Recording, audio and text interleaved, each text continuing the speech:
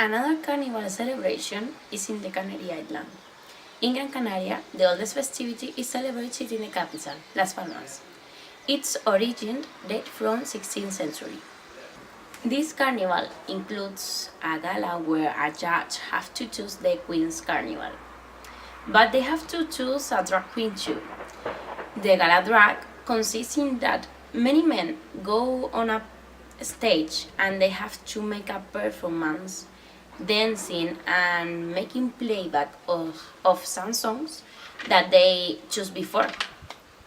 So they are dressed up with platforms and half naked. Maybe in some case they were only an object here. It's so funny. But the judge have to grade the men. So the man who has the highest grade is the drag queen of the year. It's so traditional find in our carnival a group of people singing their satirical songs that is called murgas.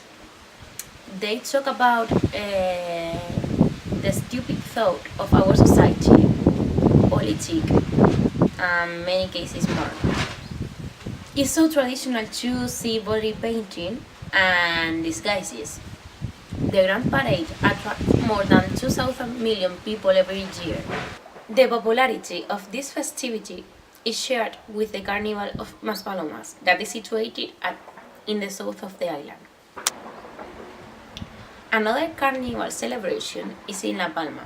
There is celebrated the festivity of Los Indianos. The city reenacts the return of some people who have to emigrate to South America to their homeland.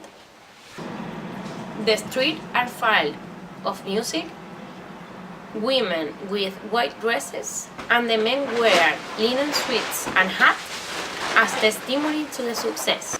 What is more, the whole city and all the Indianos are covered in a cloud of talcum powder all day long. Meanwhile, the capital of Tenerife have one of the most important carnivals in the world. Experience the glamour to be seen all over the city. Join in the parade, where fantasy, imagination, and the spectacular costumes of the candidates of the Carnival Queen will take your breath away.